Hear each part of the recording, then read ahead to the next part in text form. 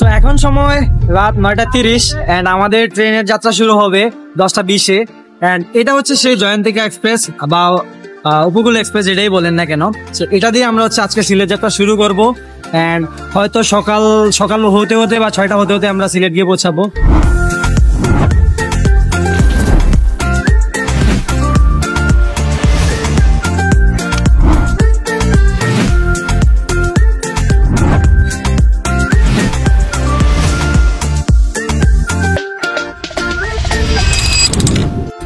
এখন বাজে হচ্ছে প্রায় 9:10-এর মতো এন্ড আমাদের এই ট্রেনটা এটা হচ্ছে এই ট্রেন করে আমরা যাব এন্ড এই ট্রেনটা ছাড়বে 10:20-এর দিকে, 10:20-এর নাগাদ, রাত 10টা। এখন রাত 9:10 প্রায় বাজে।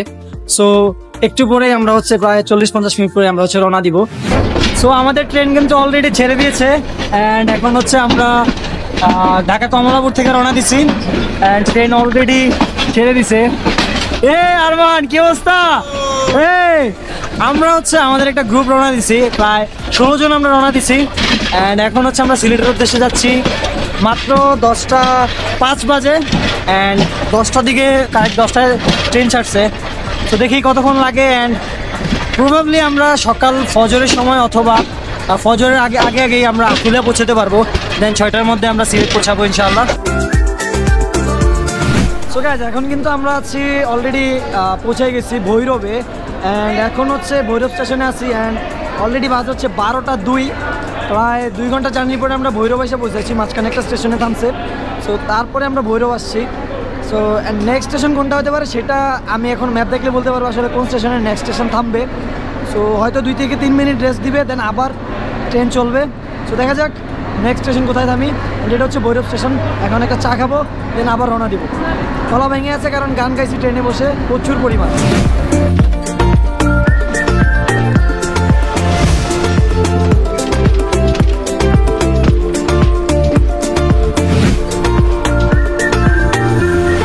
সো গাইজ রাইট নাও আমরা আছি এখন সিলেটে এন্ড সিলেটের টাউনে আছি। সো মাত্র পানশির সাথে রাজবাড়ি হোটেল থেকে নাস্তা করছি এন্ড সবাই অলরেডি ওইখানে আছে এন্ড আমরা হচ্ছে এই গাড়িটা ভাড়া নিছি। মূলত আমরা এখন এখান থেকে যাব হচ্ছে সিলেট সাদা পাথরে এন্ড সাদা পাথর থেকে জাফলং এ।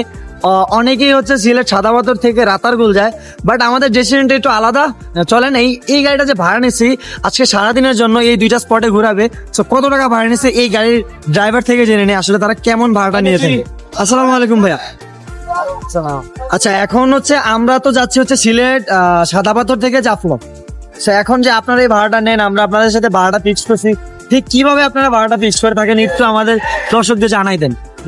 2 রোড আপনার সাদা পাথর রাতারকুল,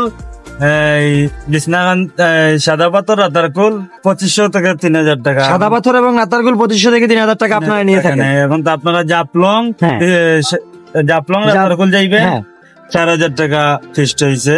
ওনারা আস্থা দিন নিয়ে ঘুরবে। সো আমরা হচ্ছে এখন সাদা পাথর এবং জাফলং যাব, টোটাল 4000 টাকা ফিক্সড হয়েছে আমাদের।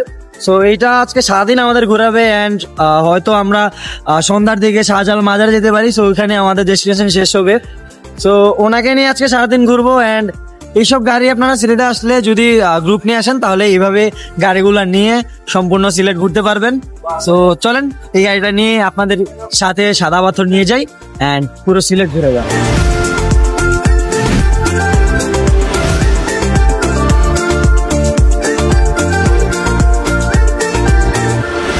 এখন কিন্তু আমরা আছি সাদা পাথরের এই যে নৌকা পয়েন্টে, এই যে নদীর পয়েন্টে এন্ড এখান থেকে হচ্ছে নৌকা নিতে হলে ঠিক এই জায়গা থেকে টিকিট কাটতে হয়। জনপ্রতি 100 টাকা করে টিকিট কেটে এই যে আমাদের সামনে নৌকাগুলো দেখতেছেন ওই নৌকাগুলো করে হচ্ছে সাদা পাথর পয়েন্টে যাইতে হয়।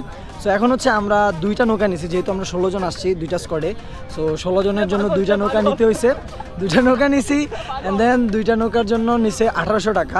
একটা নৌকাতে সর্বোচ্চ 8 জন ওঠা যায় অ্যান্ড 8 জন ওঠার জন্য জনপ্রতি 100 টাকা করে তারা নেয়। 8 জনের বেশি তারা নেয় না। সো 2টা নৌকা আমাদের এই জন্য নিতে হয়েছে। তো চলুন এখন সাদা পাথর বিচ পয়েন্টে যাই, পাথর পয়েন্টে। জনপ্রতি 100 টাকা করে 2টা বোট ভাড়া নিলাম 1600 টাকায়।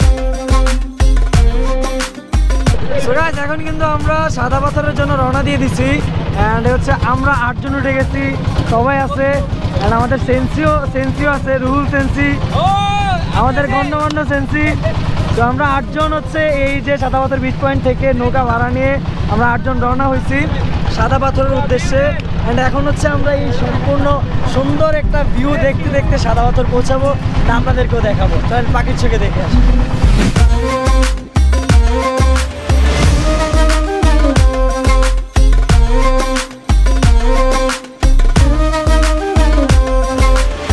সো গাইস, এখন কিন্তু আমরা সাদা পাথর বিচ পয়েন্টে আছি। সো প্রায় 20 থেকে 25 মিনিটের মতো নৌকা দিয়ে রাইড করার পরে এই ট্রলার দিয়ে আসার পরে এই ট্রলারটা দিয়ে আমরা আসছি।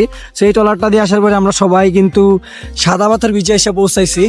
অ্যান্ড একটু হাঁটতে হবে, একটু হেঁটে সামনে যেতে হবে। সামান্য কিছু পথ হাঁটলে হচ্ছে আমরা পৌঁছে যাবো হচ্ছে সাদা পাথর বিচে, অ্যান্ড সেখানে গোসল করবো।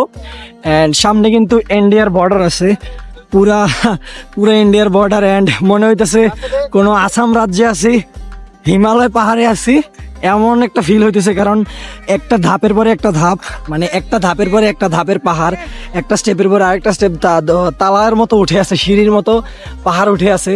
সো এটা আসলে আপনারা যদি সামনাসামনি না দেখেন তাহলে কখনোই বুঝবেন না আসলে এই ফিলটা কেমন লাগে। এই প্রকৃতির প্রেমে যারা পড়ে তারাই আসলে বুঝতে পারে।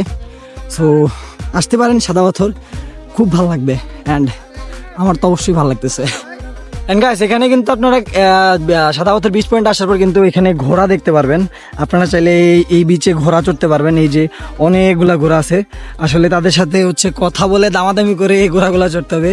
তারা কিন্তু এক কথায় মানুষ চামড়া খালায় এমন অবস্থা। আপনাকে হয়তো ওঠানোর পরে বলবে যে এত টাকা এত টাকা। তো যারা উঠবেন এইসব ঘোড়াতে ঘোড়া চড়বেন তারা হচ্ছে তাদের সাথে প্রথমে দাম দর করে নেবেন, আসলে কত মিনিট তারা ঘোরাবে, কতক্ষণ তারা ঘোরাবে, কোন জায়গাটা তারা আসলে রাইড দেওয়া হবে ঘোড়া দিয়ে, আর কত টাকা নিবে। অ্যান্ড আশেপাশে কিন্তু অনেক কাপড়ের দোকান আছে, যারা এইসব প্লেসে এসে হচ্ছে কিছু কেনাকাটা করতে চান। অথবা সাদা পাথর যেখান থেকে আপনারা নৌকার টিকিট কাটবেন সেখানেও অনেক কিছুই পাবেন। সো কেনাকাটা করলে ইন্ডিয়ার বর্ডার সাইড যেহেতু, সো ইন্ডিয়ান অনেক প্রোডাক্টই পাবেন, সেখান থেকেও নিতে পারবেন। এখন কিন্তু আমরা সাদা পাথরে, অ্যান্ড সাদা পাথরের ভিতরের পানি কিন্তু শুকিয়ে গেছে। অ্যান্ড এখন এই যে এই মাঝখানে আমরা আছি।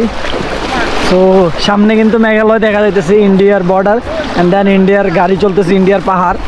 সো এখানে হচ্ছে পানি স্রোত যাইতেছে, সামনে মেন নদীটা। তো ওইখানে যে দেখি কতটুকু পানি, ভিতরে কিন্তু পানি মোটামুটি ছিল, বাট এই জায়গায় যে পানি কম সেটা কিন্তু আমরা জানতাম না, একেবারেই পানি নাই ধরতে গেলে। সো সামনে খুবই পানি কম, সেটা আমাদের ব্যাড লাক। দেখা যাক একটু সামনে যা কতটুকু পানি পাই। তো গাইস, এখন কিন্তু আমি সাদা পাথরের একবারে লাস্ট পর্যায়ে আছি, লাস্ট মাথায় আছি। এই হচ্ছে ইন্ডিয়ার বর্ডার, আর এই হচ্ছে ইন্ডিয়ার পাহাড়, অ্যান্ড সামনেও ইন্ডিয়ার পাহাড়। অ্যান্ড আমি কিন্তু সাদা পাথরের একবারে নদীটাতেই আছি ধরতে গেলে, বাট আনফর্চুনেটলি পানি এমন শুকাইছে যে গোসল করার মতো পরিবেশ নাই বলতে পানি যা স্রোত আছে, ঝর্ণার যেরকম হালকা স্রোত থাকে ওই রকম। সো ওই পরিমাণ পানি নাই যে আপনারা হচ্ছে ফুললি ডুবাই এনজয় করতে পারবেন। তো এখানে অনেকজন এনজয় করতেছে, জাস্ট এই যে পানির স্রোতটা আছে না, এই স্রোতটার মধ্যে জাস্ট শুয়ে আছে অনেকে, জাস্ট এনজয় করতেছে সেটাই। তো এখন যারা প্রথমেই বলছিলাম যে সাদা পাথর আসবেন, বাট এখন আসিয়েন না, শীতকাল চলে আসছে, একবারে পানি নাই, পুরো শুকায় মরুভূমি হয়ে আছে ধরতে গেলে, শুধু পাথর আর কিছুই দেখা যেতেছে না। তো যারা আসবেন, সিজনে আসবেন বা শীতের পরে আসবেন, তাহলে আপনাদের জন্য বেটার চান্স হবে। তো গাইস, ভিডিওটা আপনাদের কেমন লাগছে সেটা অবশ্যই কমেন্ট করে জানাবেন। ইউটিউব থেকে দেখলে সাবস্ক্রাইব, অ্যান্ড ফেসবুক থেকে দেখলে লাইক অ্যান্ড ফলো দিয়ে পেজটা রেখে দিবেন। ভালো থাকবেন, আল্লাহ হাফেজ।